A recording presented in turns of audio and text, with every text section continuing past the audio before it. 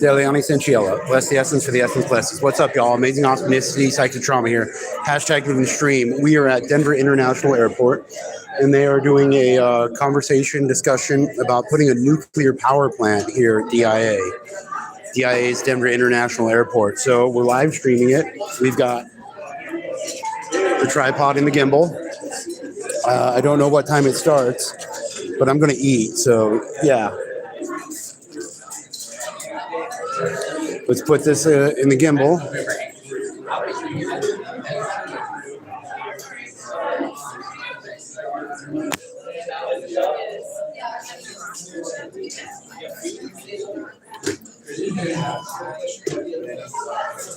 And we'll get started here in just a couple of minutes. If you could grab a last sandwich and a bottle of water or something.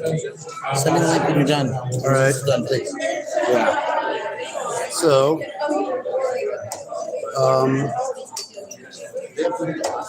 our tripod thingy is broke. This just broke. So we're not going to be using that. We'll be using this.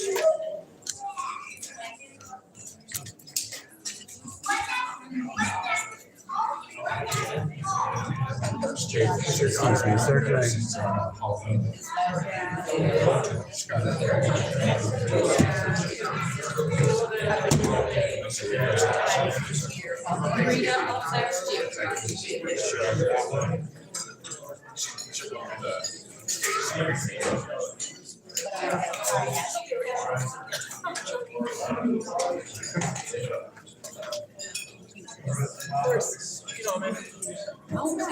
No, please do.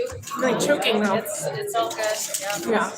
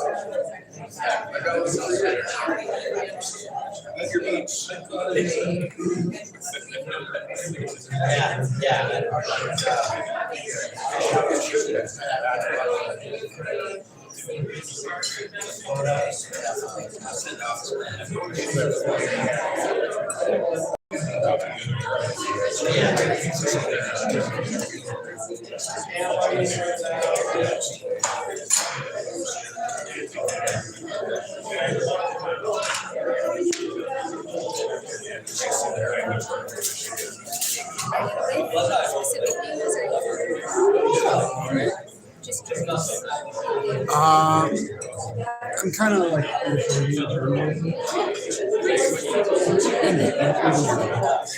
So let me grab these chips.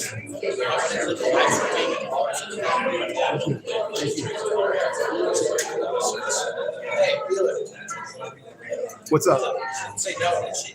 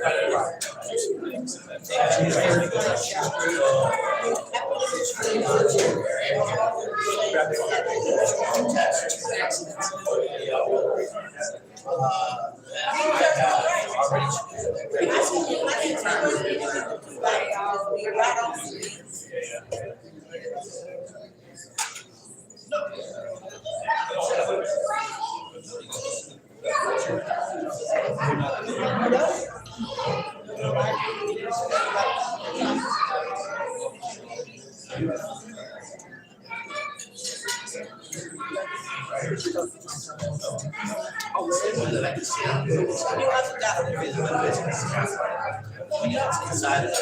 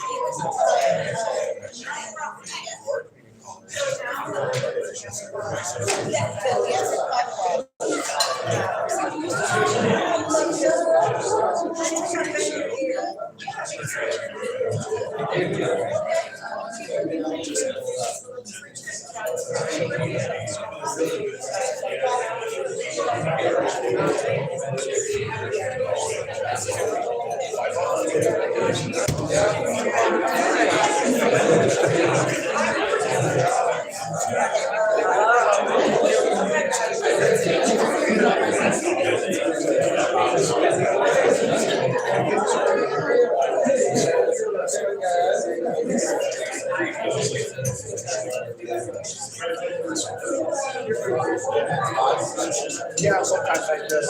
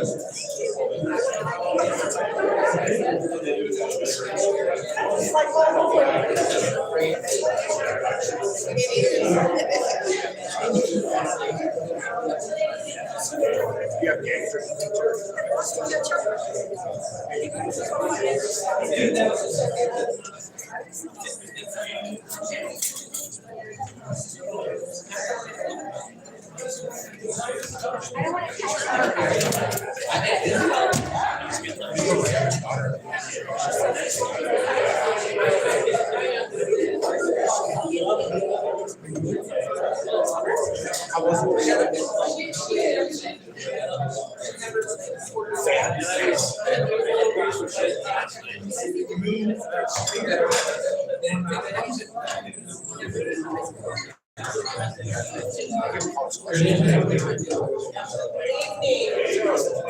Thank you. I see we have some people there listening. Hey, my name is David Ford. I'm the Chief Operating Officer here at the airport. Thank you for being here tonight, coming out to hear what we've got going on. We're excited to talk to you about what our thoughts are for the future of the airport. Before I get started, I do want to acknowledge some of the elected officials that are in the room tonight. Steve Douglas, Mayor of Commerce City. Charles Dukes, Commerce City Council. Christy Douglas, Commerce City Council. And I know that we have representatives from Representative Dave Evans and Senator Marilyn Bennett as well.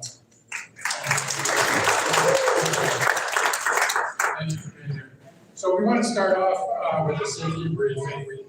We always feel the safety is paramount. I want to make sure that, as I trip over a board there, I want to make sure that we're being safe. So to start out, I guess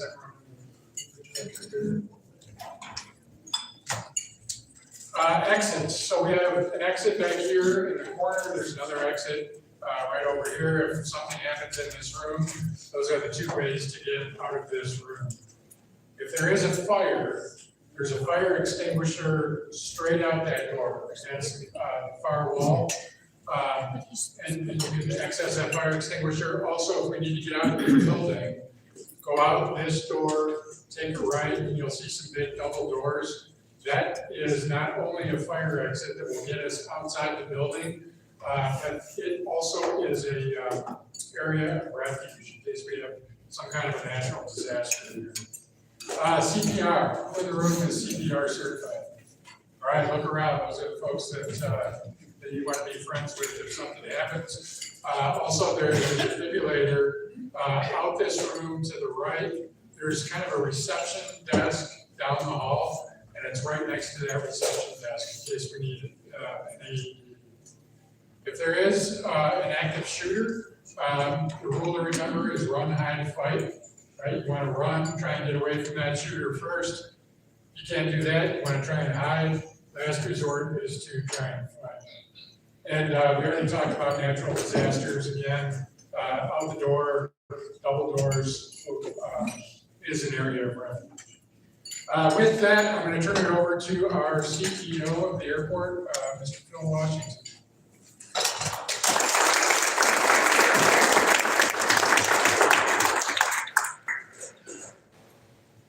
So good evening, everyone. Thank you for coming here today.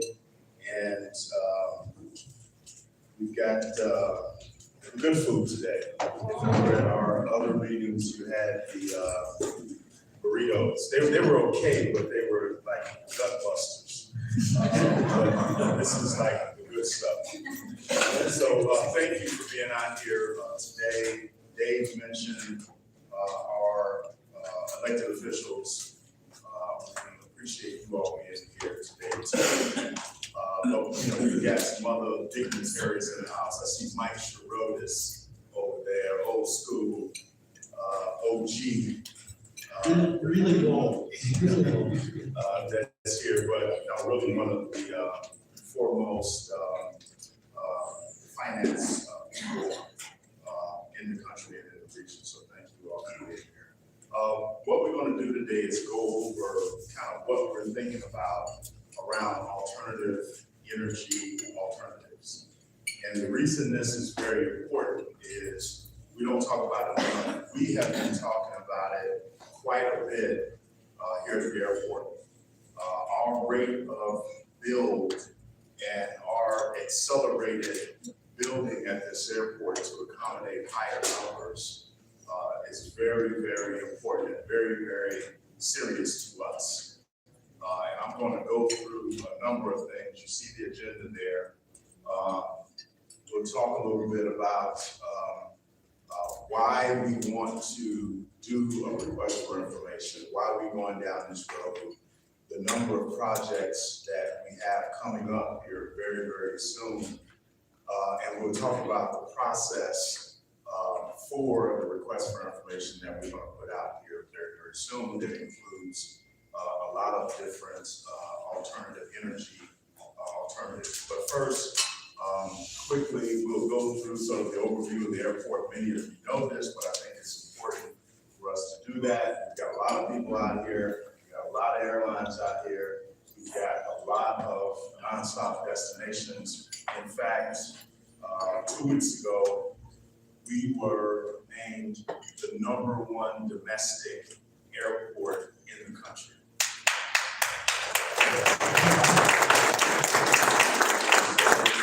That is a really, really big deal, meaning we go to more domestic cities than any other airport in the country. The 43,000 employees, we got a lot of people out here, and the economic engine piece that you see here on the right side is very important. That went up from $36 billion annually to $47 billion annually, and that includes everything that we're doing out here. So food, cargo, and obviously passengers as well. And then you see our numbers here at the bottom.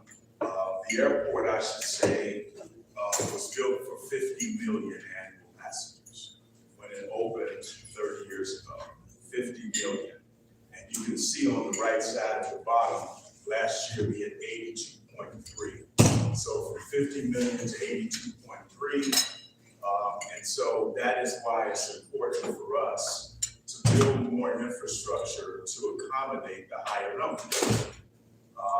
And that has been very, very important to us as well.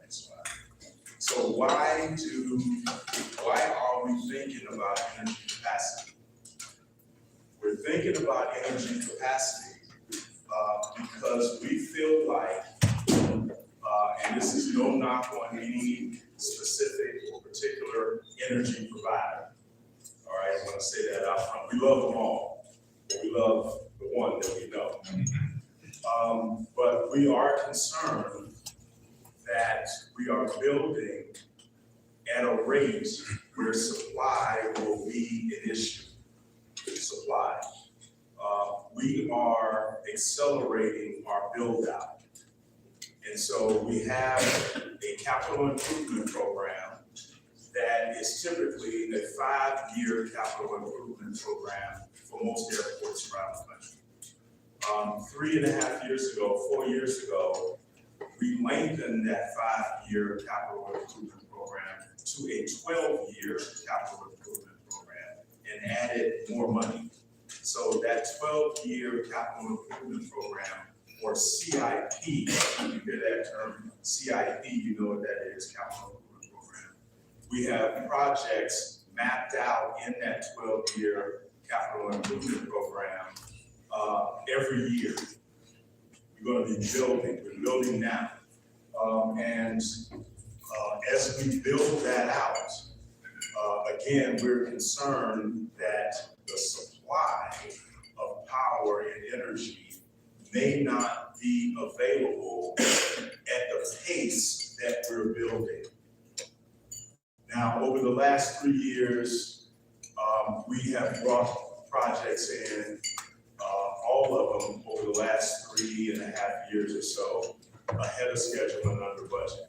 You know about the security checkpoints. We brought the West Security Checkpoint in last February of 2024. We finished that, I think, 5 months ahead of schedule and $25 million under budget. The East Security Checkpoint that we just opened in August, we opened that ahead of schedule and about $10 million under budget. And we're nearing completion. We are in the completion phase for the rest of the Great Wall. And I don't think I'm talking out of school. We're going to finish that ahead of schedule and under budget. Do I hear amen?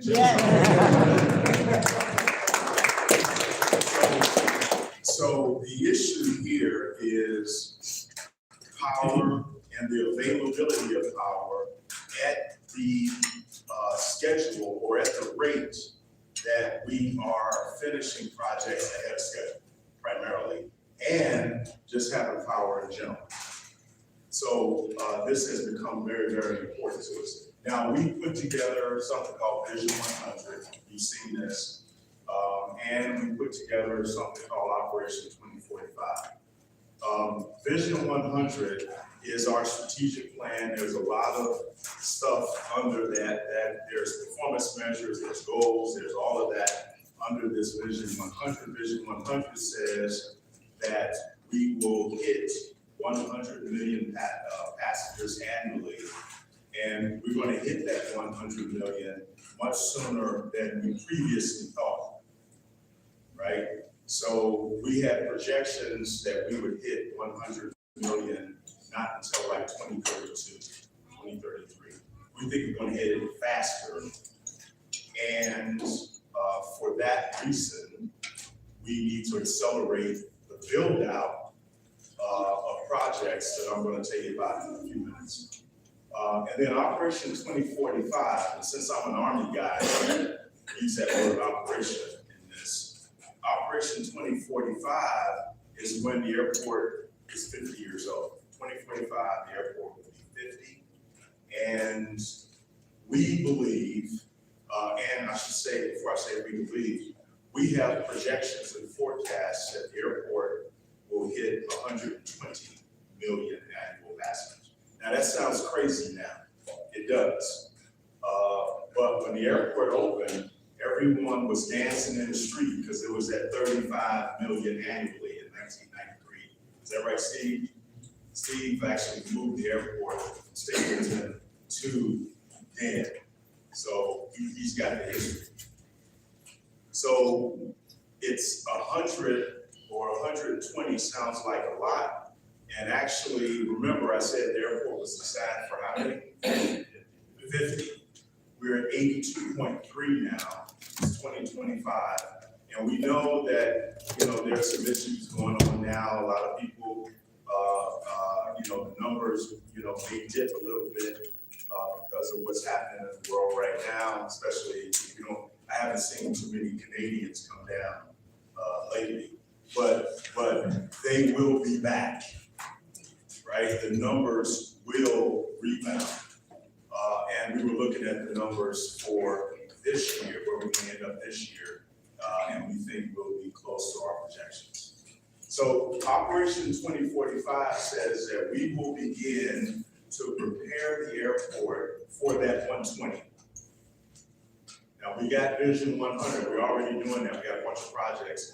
But for 2045, as the infrastructure professionals that we are, we think that we are obligated to begin to think about 2045. I ain't gonna be here. If I am here, it'll be in a walker. But 2045, we need to make sure we hand off to our successors. So we're beginning to do the things that we have to do for the 120 as well. And that is maybe working with relocational utilities, that is doing a lot of things, laying the groundwork for the 120. So that is Vision 100, and that is 2045. So we're doing both those things.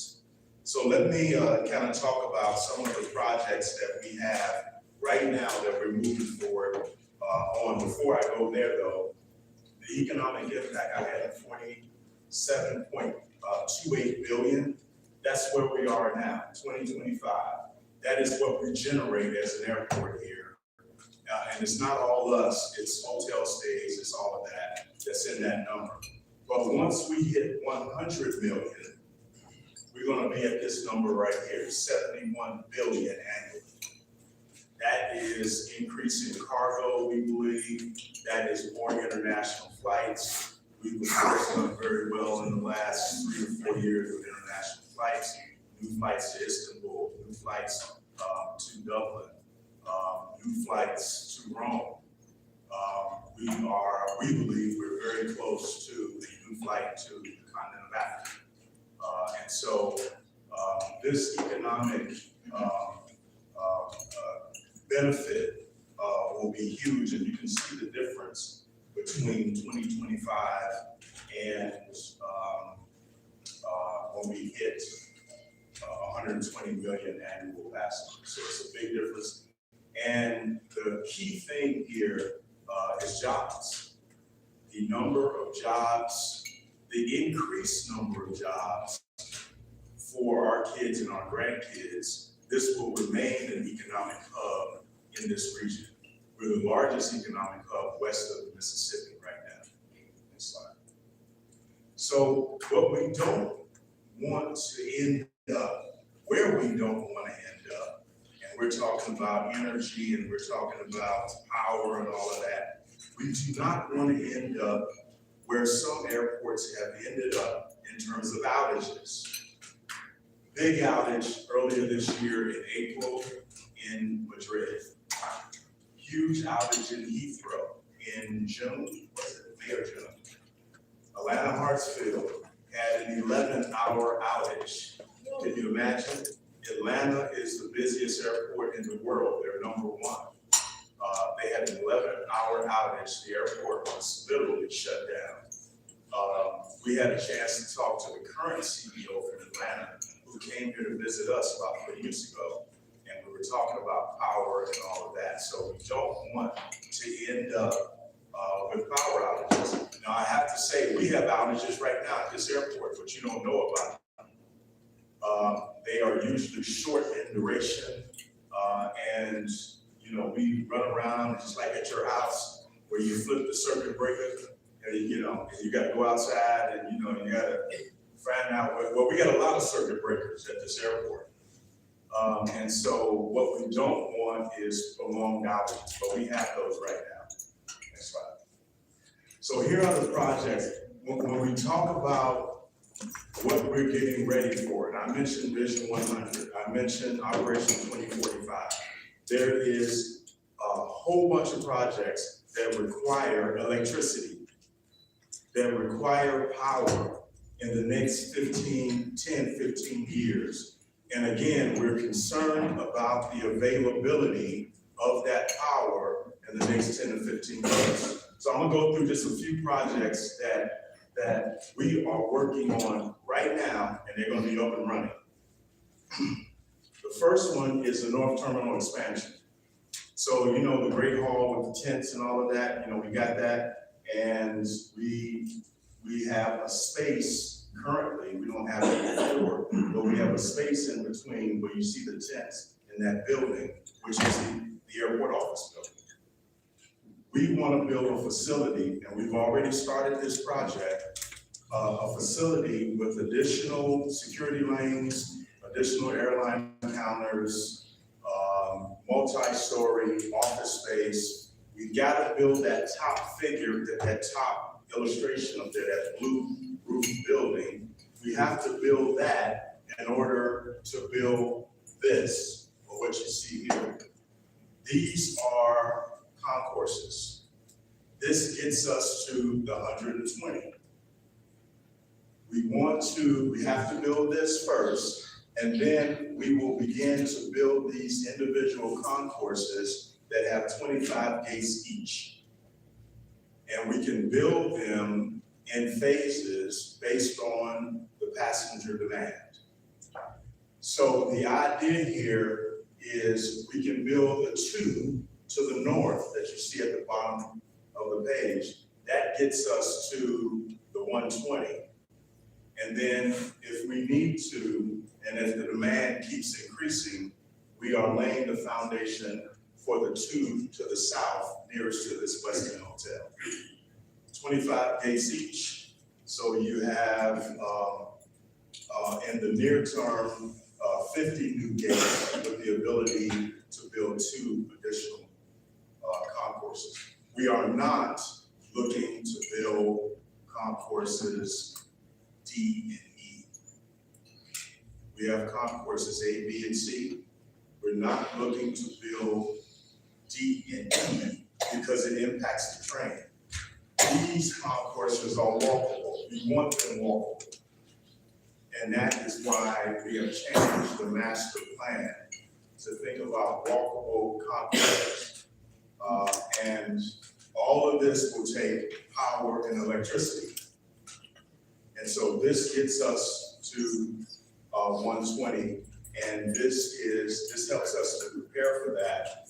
This is the North Terminal expansion that we have already brought up project manager on.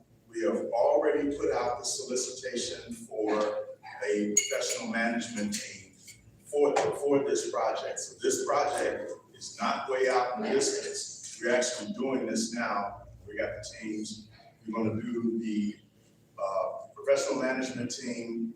That leads to the design and then construction.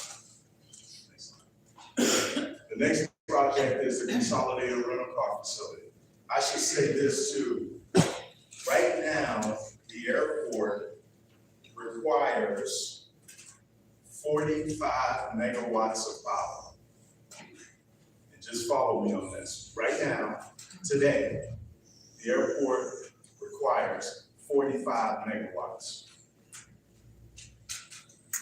This consolidated rental car facility will require 40 megawatts on its own. EV chargers, bells and whistles, all of that, right? And so we've already started this consolidated rental car facility. We have identified the site. It's right at about a mile from here, maybe less than a mile. And we already got a program management team on board already. We will begin design here in the next 6-8 months or so. And we're gonna build this facility that will have anywhere from 15,000 spaces to 17,000 spaces. It says 16,130 here. That rental car road that you see out there on Pena, that former Mayor Federico Pena told me was temporary 30 years ago. He told me not long ago, yeah, that was a temporary facility, Phil. We're getting rid of that whole thing, and we're gonna build a structure that is multi-leveled, 17,000 spaces, top of the line, that will require about 40 megawatts. And you can't really talk about a consolidated rental car facility unless you talk about transport to it. So we gotta have transport to it, because we wanna take all those buses off the campus. 250,000 annual trips of shuttles. We wanna get rid of all of those and have some sort of transport. Now, we're not identifying exactly what that transport is yet, because we want to say to the private sector what the performance metrics or specs are. We gotta move 3,000 people an hour. We wanna put that performance metric out and have the private sector come back to us with ideas. Does everybody follow me? It could end up being a train, it could be something else. But this will require a lot of electricity and energy. Next slide. Then we are building, and all this is happening right now, we're building an extension to the C concourse. So we have exhausted all of the concourses in terms of expansion. On the ends of the concourses, right, you know those patios and stuff out there? We have extended Concourse A on both ends. We've extended Concourse B on both ends, or expanded on both ends. We have expanded Concourse C only to the east. And so this project is extending it to the west. We will have exhausted all of the existing concourses after we expand this one. This will be 400,000 plus square feet, that expansion. There's 11 gates that we will build on the end of C West. Airlines they're already vying for those gates already, and they haven't even been built yet. Now that tells you that there's a lot of demand from the airlines. And as a matter of fact, the airlines, go back one slide, the airlines, 2 slides. Yeah, the airlines are already vying for these gates as well. So it's a lot of demand. We are situated really with regard to the national airspace perfectly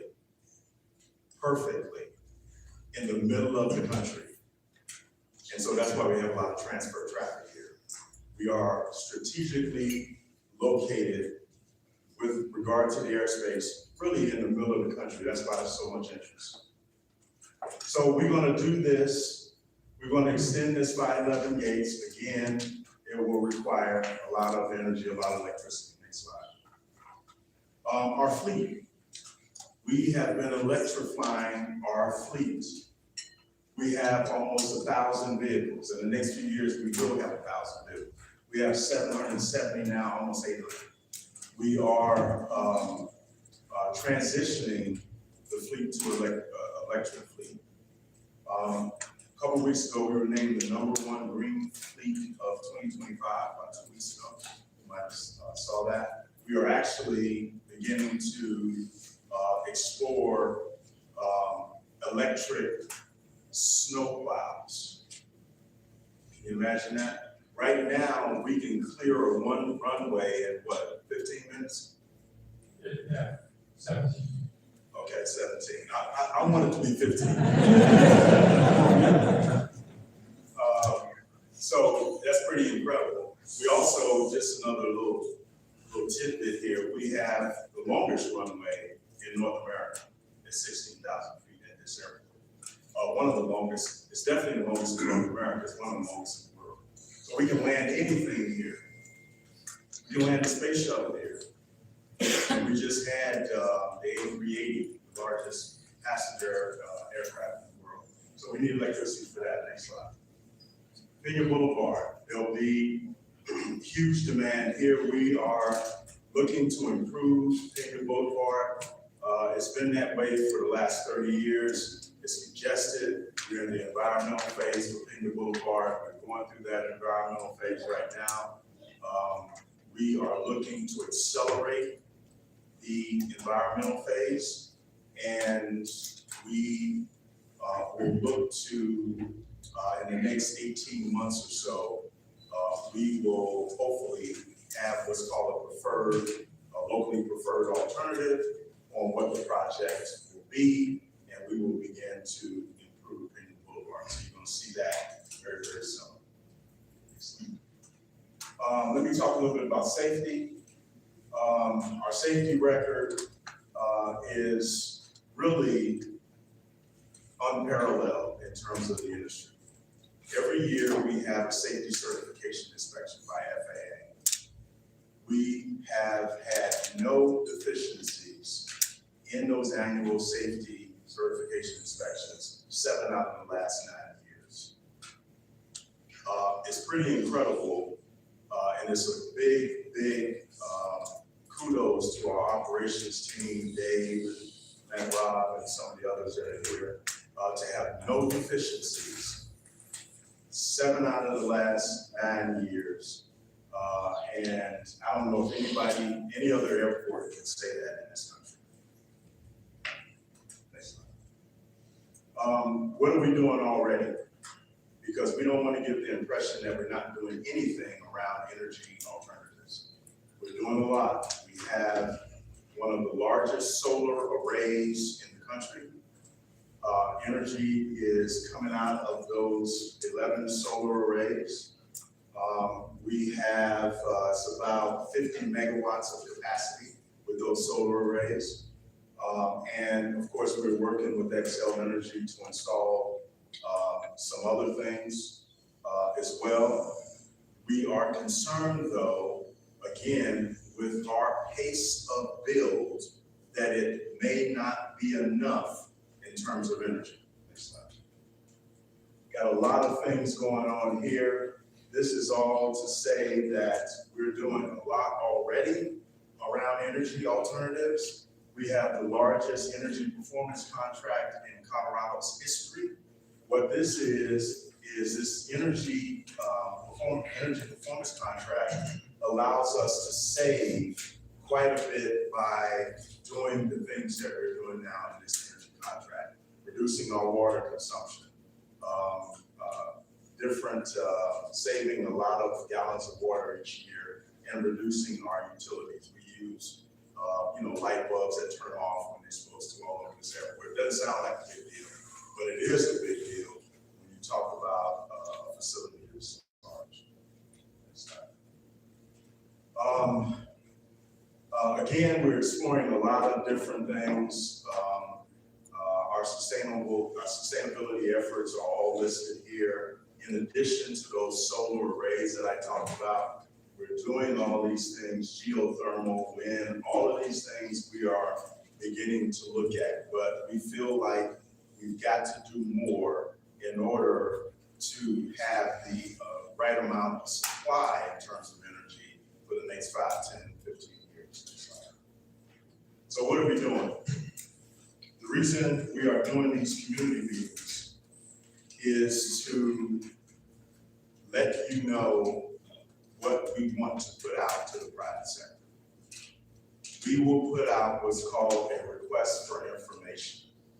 We are going to put out sort of like a problem statement to the private sector, a challenge statement. Everything I just told you, that we are concerned about supply as we build out all of this infrastructure.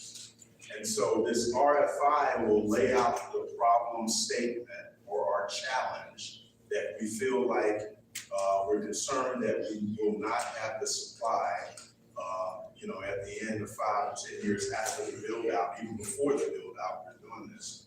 So we want to put this out, lay out the problem statement, and have the private sector come back to us with solutions around energy options. Is everybody following me? And so we've done these before. You put these out, and the private sector will come back to you with ideas. Next slide. So we look to explore the things that you see here. These are some of the themes. Environmental natural resources. What about water? What do we need around water, electricity? What about the funding and the costs? What about safety and security? Now, these things that I had on the previous slide, we are asking the private sector to think about. What are the previous ones? Is that it? No, right here. All of these are the kinds of things that will be in the RFI, the request for information, for the private sector to think about and provide us information. Also in here, well, first of all, we're not limited to any energy source. We're asking the private sector to think out of the box. We're not limiting them. So this will include small modular reactors or nuclear. This will include hydrogen. This will include geothermal, wind, all of those things. We're asking them, here is our problem, give us proposed solutions. Next slide. And then once they give us ideas, right, we get these ideas, we're going to ask them to address these particular characteristics within the ideas that they give us, right? The idea you gave us was X. Well, what about the physical and site requirements of X? What about the site requirements or the impacts around operating? How do we operate it? What's the impact on the community? What is the safety and security piece? What about health issues? If you give us a option that has a health impact. And so we will ask all these things within the options that are provided to us. So we have been doing these community meetings. This is the 3rd community meeting. We're going to have a couple more. And we want to engage with you on 2 or 3 levels, really. We want you to tell us what we're missing, right? What should we be looking at? What should be a consideration? What are we not thinking about? And I should talk a little bit about the schedule for all of this as well. These community meetings, we don't have all the information. We don't know what we don't know. That is why we're going out and asking the public sector. Our plan is to post this request for information, post it, meaning put it out to the public, right? We will leave it out. We will probably post this the beginning of the year to the private sector. We will post it and we will leave it out there for probably 60 to 90 days. We will get information from all over the world. People from all over the world have already reached out to us with ideas. We will keep it out for 90 days. That's the 1st of April. Let's say. 1st of April, we will begin to get all this information back in. We will need time to review all the information, sift through all the information. That will probably be another 60 days or so. And we then will begin to compile the information to determine the best path forward. Before we decide the best path forward, though, we will go back out to the community and present, just like tonight, what we found out what was presented to us, the ideas that was presented. And then after that, after we let the public know what we found out, we will then begin to determine what is the best path forward for alternative energy options for this airport. We will get that. We will then put a plan together, sort of a blueprint, sort of a pathway for sustainable power for this airport for the next 20 or 30 years.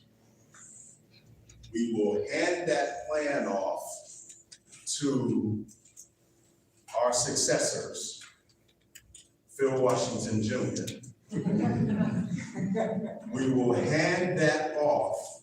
We feel obligated as the infrastructure professionals that we are to hand that off to whoever our successors are to make sure that the airport is still viable and still a revenue generator. That is what we're doing.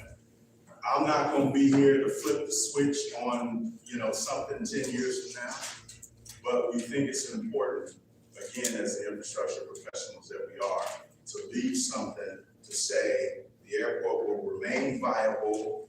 We'll probably be up to 60,000 employees at that point, and say, this is how you keep power at this airport. That's our sole reason for doing this. We ain't doing it for no self-grandization or some, it ain't, the benefit here is that we get to hand something off. So with that, I'm going to ask Stacy to come up and ask her to let you know what we want to do from here. Okay, thank you, Phil, and thanks to all of you for coming out. The airport's not always the most convenient place to come, and there's a big group here tonight. We're really grateful that you We're gonna get to came questions. out here. What we're gonna do tonight, we really want to take the time to hear from you. That's why all these boards are here. So Phil talked about all of the different themes. Those are just the themes we thought of. And so when you have questions, comments, concerns, any type of feedback on any of these themes, we'll have our team up here. You can take a sticky note, write down your question, your comment, whatever that looks like. Put those on the boards. If we don't have something that fits nicely, we have this other considerations board that's kind of a catch-all. Feel free to put whatever there. On the community engagement board, we really want to hear from you on how do you want to stay engaged throughout this? What's the best way to reach you? Any other ideas for public meetings, whatever that looks like, so that we can continue this dialogue well into the future with you. And then lastly, I also wanted to mention over here that you can scan. If you don't feel like taking the time to write, we have a little survey here that you can scan and submit your comments online.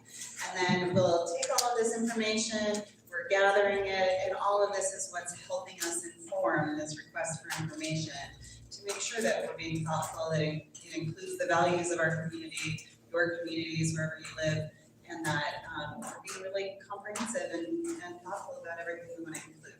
So that's sort of why we're here tonight. We want to hear from you. I know some of you have questions, and Phil will take some questions from you, and I will give it back to him. All right, let's do a few minutes of questions. Yes, sir. I have two questions. Yeah. First one is, based on your expanded plans, how many takeoffs and landings per minute do you anticipate this growth to represent? Well, right now, we have about 2,000 takeoffs and landings every day now. Right now. We would have to figure out what that represents by minute, you said? Well, here is about 1 every 30 seconds. Yeah, ours is probably about there right now. So, We're about there right now. yeah, I'm just curious what the actual capacity for our airspace to handle that. Yeah, no, we have been talking about that with FAA, about the current capacity and future capacity. One of the benefits of here is that we have more land than any other airport in the world except for one in Saudi Arabia. We have the capacity for 12 runways. We have 6 now. We are in the early stages for the 7th runway. So we have the capacity. The limiting factor might be what FAA can bring in here, but we got the land. So we have to do the math on that. And secondary to that, you just mentioned you have land. So there has been talk in the community since the initial announcement of this. Yep. That there are additional project potentials that have not been presented. You know, we know, for example, the Coca-Cola facility and their struggles. We've heard that there's potential considerations for items like data centers to be on the site. And so how are you incorporating those potential concepts in your RFI to ensure that water and energy consumption is being built in to the presentations that are being offered to you by the private sector? I mentioned that in one of the slides where if the private sector brings an idea for us for an alternative, we want them to look at those various options as to what the impact of that recommendation is. But if they don't know what other types of projects you're looking at, Right. inclusive, they wouldn't be able to include that in their RFI. We are going to provide them all the projects over the next 10 to 15 years. The projects that I showed you here was an example of something. I couldn't tell you all of them. We have a $500 million baggage system that we're working on right now. But we will look to convey all the projects in that capital improvement program I talked about, the CIP. We got 12 years worth of projects in that CIP. We will convey that to the private sector as well. And the private sector knows that. They know about all our projects because they want to bid on them right now. So, other questions? Yes. I guess building off of that a little bit is, thank you. Thank you. What about the projects that are out parcels that are on Den land that are not Den airport projects that will require those energy resources? Great question. So, two things. As I said, we got a lot of land. There's a lot of opportunities for development. We're doing two things around that. The first, we've already started this. We are working with a financial firm to help us determine how we can prepare those sites with horizontal infrastructure to bring in power ahead of time, right? One of the issues you mentioned, Swire Coca-Cola. The issue with that was they could not get a permanent date or a date in the future for permanent power. And so we are working with a financial firm to help us put together a structure where we can pre-position the horizontal infrastructure that is the power. Because it's in our benefit to do that, right? Because we would realize lease revenue much sooner if the power was in place. So we want that. So we're working with a private sector firm to help us with that. The other big piece of this is, down the line, if we are energy independent as an airport, if we are our own power company, we can then sell excess power to development to create a new revenue stream. And that is not the sole reason we're doing all of this, but that is a residual benefit if we are power independent, where we can sell excess power to develop even quicker. Yes. I just want to know more information about the nuclear option and what. Thank you. Basically, I'm here because I heard a rumor that you guys are pursuing a nuclear option, and what type of contingency is there? Is it, let's say something bad happens, natural disaster, tornado, what will happen to the immediate area around DIA? The first thing is we haven't decided on any energy option. We are going to get information back. The only thing we're doing is getting information. We haven't decided on anything. We're not shipping anything in there. We're not breaking ground on a reactor or something like that. We're getting the information. Once we get the information on all of these various options, we're gonna come back to the public and we're gonna share with you what we found out. We do not have to implement anything that we find out. We don't have to implement anything. We will have the information. We will determine what the impacts are. We don't have all of the information on impacts yet, but we will once we get the information back. We will share that information, but we have not settled on any energy option at all. And we won't until we get the information back. Yes, ma'am. Thank you. You spoke about improving Pena. Can Yes, you tell me what the starting point is at? Hopefully it's right off of I-70. Is that the starting point? is that your house? Is that where you're? Regardless of where I live, I drove out here this evening. Yeah, no, we own Pena Boulevard from I-70 to the airport. So whatever we do will be from I-70 to the airport. So the improvement will begin at that stretch, bless you. Yes, ma'am. Any other questions? Yes, sir. What is the evidence that your current provider will be unable to provide the power you need? I don't have any evidence. I don't have any evidence. We have been working with Xcel Energy. So I don't have any evidence. We're doing this because we want to be sure that we have power. That's the only answer I can give. Any other questions? Yes, sir. Thank you. Hey, man. By the way. Good. Thanks for doing this, by the way. What will, as we grow, I mean, you've shown, projections. What will trigger creating a north entrance into the airport? I think that was on maybe the master plan. Yes. Back in the day.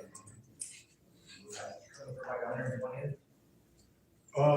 I don't know if we have a trigger. Speaking of a trigger, that's it. I don't know if we have a trigger for that, but we have not ruled it out.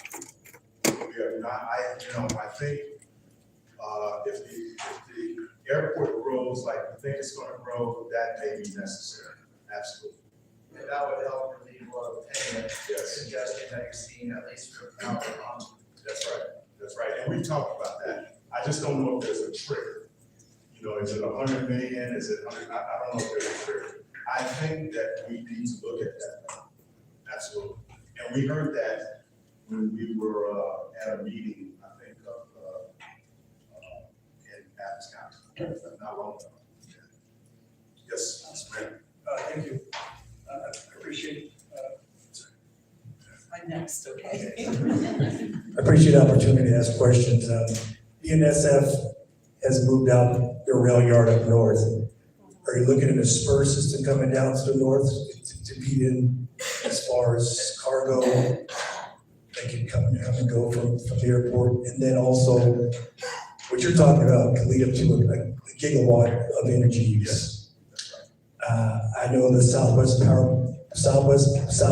Power Pool is coming to this region, and there's a regional transmission authority supposed to be operational in 2027, 2028. But our biggest problem in Colorado is bringing the power in. So no matter how big things are built, it's getting that power there.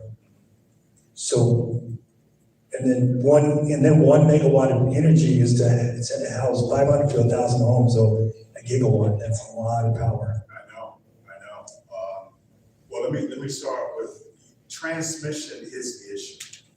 So you're absolutely right. So you have the source, transmission of that power to wherever you're going is the issue.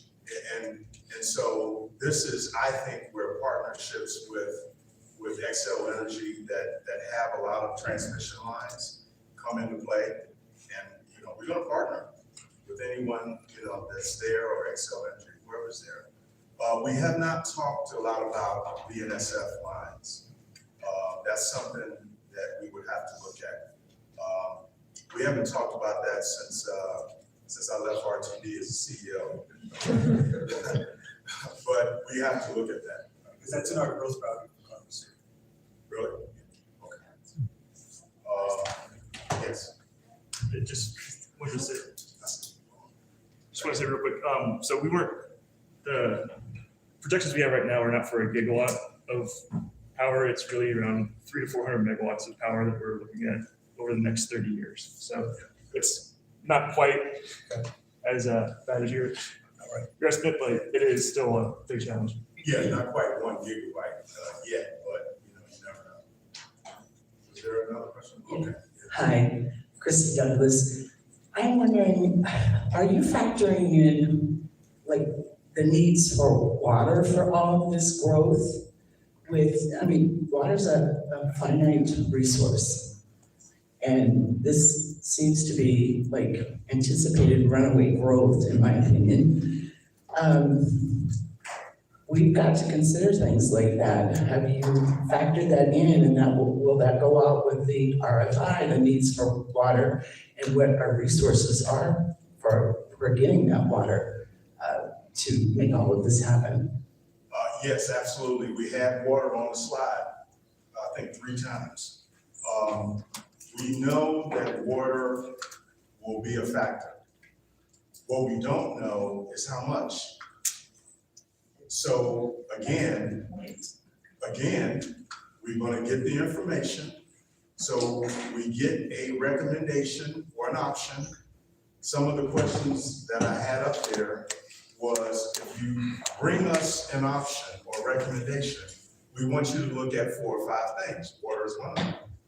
Where you look at water and you will tell us your recommendation, how much water is required. And what is the impact of that? What is the impact for the community, all those things? So they'll tell us how much, and then we have to be able to decide whether that is something that's possible. Yes. Because then we have to look at, do we have the resource to provide that much water? Is that the case? Absolutely, Right. absolutely. And I should say also, there's off-ramps for things that we cannot do, or decide not to do, or are not able to do. We're not forced into doing anything. We are evaluating to determine what is feasible for us here. Yes, sir. Hi, Sam Gage. Thanks so much for the presentation. So the list of technologies you have, I'm into it, RNG, electrification, geothermal, hydrogen, awesome. The one that I got tripped up on was sustainable aviation fuel and carbon-based fuels. So to me, intuitively, that seems like something for the airlines, not necessarily something for the airport itself. Can you give a little bit more information about what you mean by that? Well, sustainable aviation fuel are being used by at least a couple of airlines right now.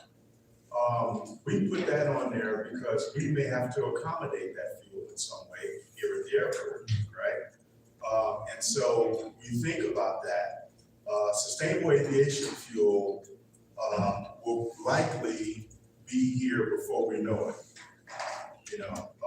and so there's tests. We have met with providers, we have met with manufacturers, proposed manufacturers of SAF right now. I know at least United has a deal with, I can't remember. Gevo out of O'Hare. Yeah, that's right. So these things are coming. The one thing I didn't mention up here in terms of electricity and, the options around electricity is what will happen with advanced air mobility. Advanced air mobility, I'm talking air taxis, I'm talking all of these things are coming in the next 10 years. The question is, the private sector are ready to launch those things right now. One of the holdups is the regulatory piece of those advanced air mobility. Airports have to, well, I won't say have, but they should be getting ready to accommodate those advanced air mobility with power, with these, with actually landing pads. We're already thinking about that now. If you have an air taxi, the airport should have some sort of accommodation where that air taxi can land, right? And you might want to catch an air taxi. They don't have the technology to go over the mountains right now, just yet, I don't think. But you're gonna see those, I think, air taxis as soon as 2028 at the Olympics in Los Angeles. So that, I didn't even put on, we gotta add that to it. We add to our slide presentation. But advanced air mobility will require electricity, and airports have to get ready for that. It's another source of revenue. At least that's how I look at it. If you land here, you gotta pay. Other questions? Yes, ma'am. Back to the water. Yes. So do you, you have their water rights, first in line, first in time, first in line, all that. Do you have a limit that you know, as like, this is it, this is how much water we can, you have to give us that offer when we take your bid because of our limit of water. Do you happen to know that? We will know that when we get the information. We're working with Denver Water right now. The issue is the recommendations, the ideas that come in, we don't know those yet. So we don't really know how much, for example, water we'll use. But once we get those ideas, we will sit down with, Denver Water in this case, so we can put the information together when we come back to the community. We can say, here's a recommendation. That recommendation will require this much water, and whether the region has it or not, the rights and all of that. So it's really Denver Water that knows this, essentially. They don't know yet either because they don't have the recommendations. No, I know that. I just mean the limit. Yeah. There's a limit on it. Yeah, they do. They do. And that is, we got a lot of work to do when we put together the package to go back out to the community. All right, maybe one more question? Yes, sir. Thank you, and thanks for the opportunity for the questions tonight. Jeffrey Moore, City of Aurora, and I'm pleased to be meeting in this room. I thought we might have to meet in one of the secret tunnels, so glad to be meeting here. That's the other meeting. So in hearing the presentation tonight, it sounds like that this emphasis on power is about avoiding risk. Is that fair to say? Avoiding risk? Yeah, because you're saying that you don't have any indication that Excel can provide power, but you're looking ahead and wanting to make sure that that's a certainty. That's a big part of it. Okay, so when you look ahead to the development of the airport, do you feel like that the power supply is the biggest risk that you would be looking at addressing? I don't know if it's the biggest risk. We have a lot of risks. If any infrastructure entity has a lot of risk. We got a big risk right now. It's called the shutdown, right? So there's a lot of risk. I would not want to say that that is the biggest risk. We got a lot of risk. I wouldn't want to say that's the biggest. Thank you. Okay, one more. All right, okay.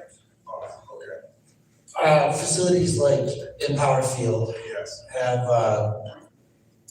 community benefits agreements and things like that going on. I'm not aware, does DIA currently have something with the multi-jurisdictional as a benefit agreement, or if you're going forward with some things like becoming your own power generator to feed back into the grid, where does something like that then fit into the picture? I don't know. I don't know if we have a community benefits agreement. Does anybody know? Y'all have it now. We got a couple of lawyers in there. We have a community benefit agreement. Okay, now we don't have one. Okay, listen, thank you all.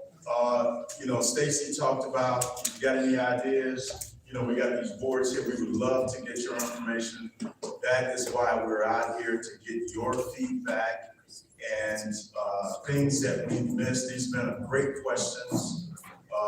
Water, all of that. If you feel like we're missing something, or the things that we showed you, you think we should have more information around that, please do a sticky note and put it on there. We're collecting all of these. We got a lot of information from the meetings that we have been in. So thank you so much. Grab one of those sandwiches and take with you. And we'll see you when we get all the information.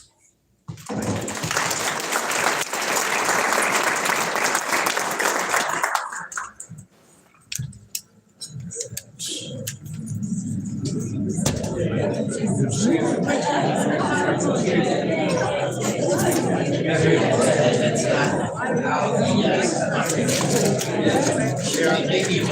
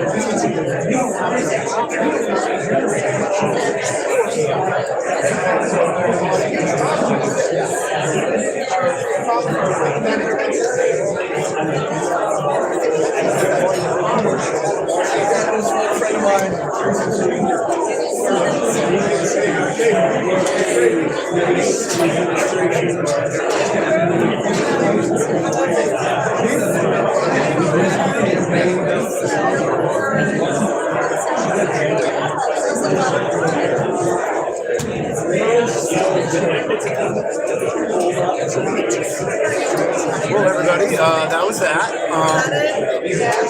My main question was the youth, and I guess they haven't even decided. So yeah, there we go. I'm gonna call the stream. Everybody in YouTube land, stay warm, please stay warm, stay cool, please stay cool, stay healthy, stay safe, stay social, choose sobriety, because I'm hungover.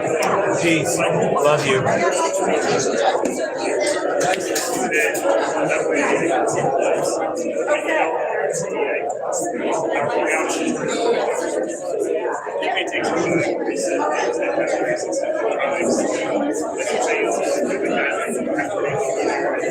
The phone was right up here on the water fridge, pointing over here. Oh, okay.